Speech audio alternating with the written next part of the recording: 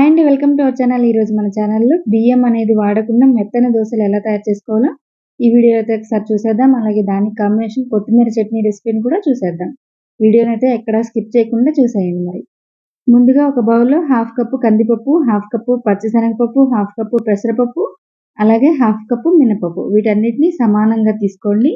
ఒకసారి అంతా కడిగి ఒక 2 గంటలు నానబెట్టుకుంటే సరిపోతుంది. ఎక్కువసేపు నానబెట్టుకోనవసరం లేదు. ఇవి అప్పటికప్పుడు వేసేసుకోవచ్చు.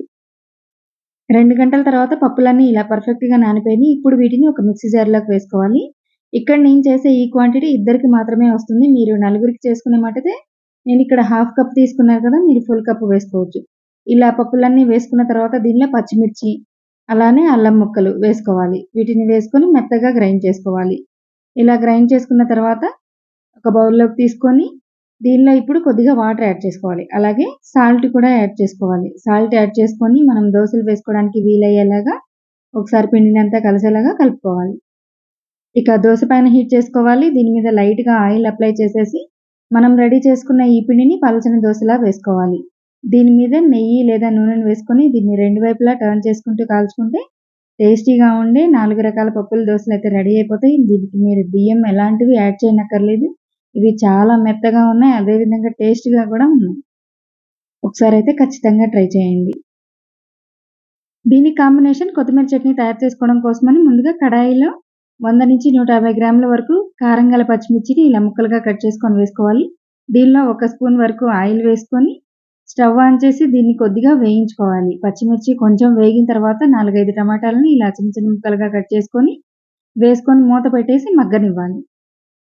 పచ్చిమిర్చి వేగి టమాటా కొంచెం మగ్గి ఇలా వాటర్ వచ్చేటప్పుడు ఇప్పుడు దీనిలో కొత్తిమీరని వేసుకోవాలి. ఇక్కడ నేనైతే చిన్న కట్ట కొత్తిమీర తీసుకున్నా. దీన్ని శుభ్రంగా కడిగేసి వేసుకోవాలి.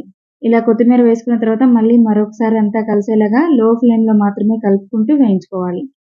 మీరు కొత్తిమీర ప్లేస్‌లో పుదీనా అయినా వాడుకోవచ్చు. లేదంటే పాలకూర వాడుకోవచ్చు.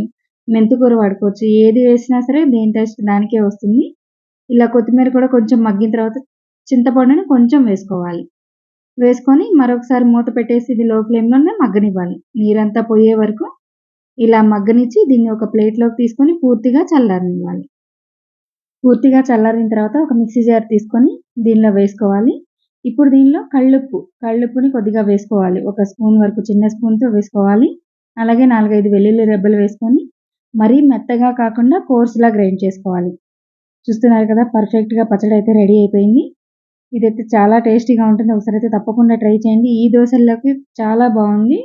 రైస్‌లోకి కూడా బావుంటుంది. ఒకసారి ట్రై చేయండి. మా మరిన్ని టేస్టీ రెసిపీస్ కోసం please subscribe to my channel. Thank you for watching.